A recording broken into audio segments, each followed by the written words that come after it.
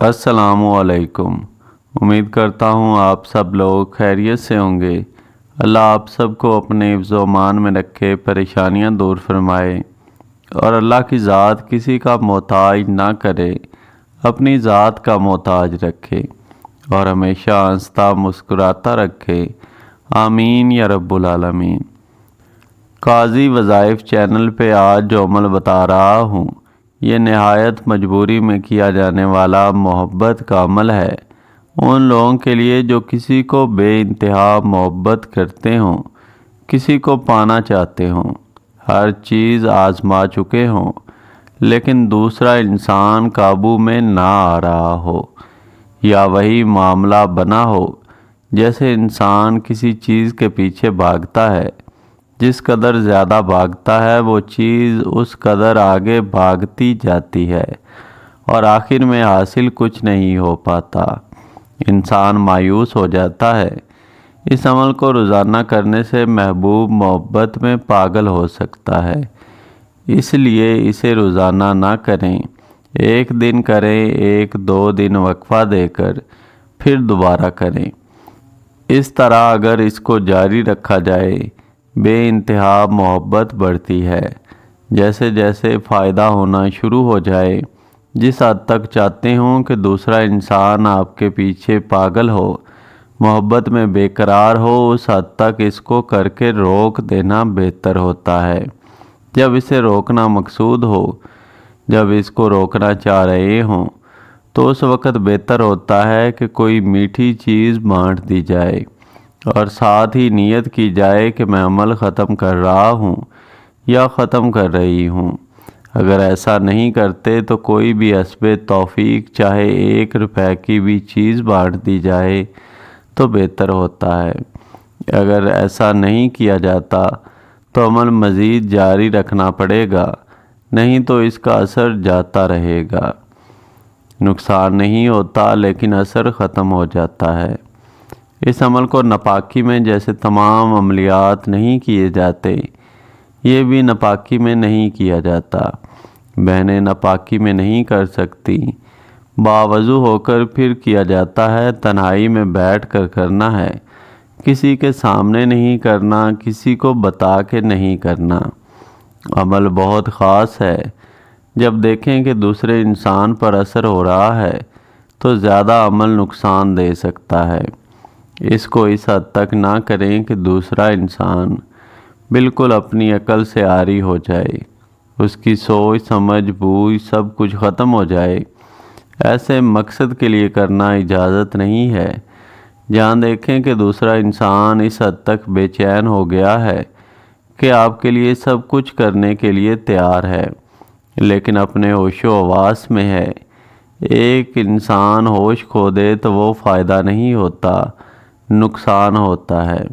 तो इसे उस हद तक करना बेहतर होता है। अमलियात की दुनिया में इसे उसी वक़्त किया जाता है जब कोई चीज़ असर ना कर रही हो। इस अमल को करने का तरीका बड़ा आसान है। आंखें बंद कर ली जाती हैं, जैसे इंसान मराकबे में चला जाता है। आंखें बंद कर ली जाती हैं, आंखें बंद करके वजीफ़ा पढ़ा जाता है। खामोशी में पढ़ा जाए तो बहुत फ़ायदा देता है। ध्यान लगा के किया जाए तो मज़ीद फ़ायदा हासिल होता है। जब एक दफ़ा पढ़ लिया जाता है, या वदूदू या कबीरू बेरहमती का अस्तागीस, तो एक दफ़ा उस इंसान का नाम लिया जाता है जिसके लिए अमल किया जा रहा है।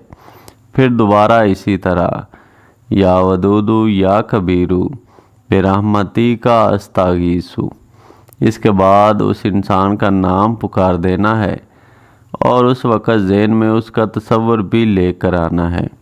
21 मरतबा इसे पढ़ा जाता है और 21 मरतबा ही इसी तरतीब से हर बार इसको पढ़ने के बाद उस इंसान का नाम भी लिया जाता है।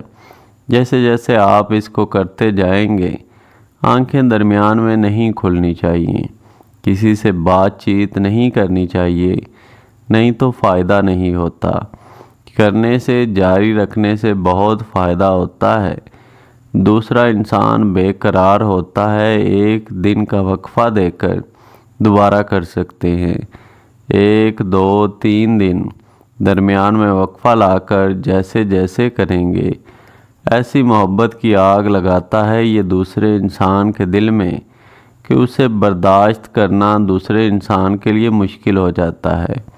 فضل اللہ کی ذات کرتی ہے، اس پر توکل رکھ کر کریں گے، انشاءاللہ فائدہ ہوگا۔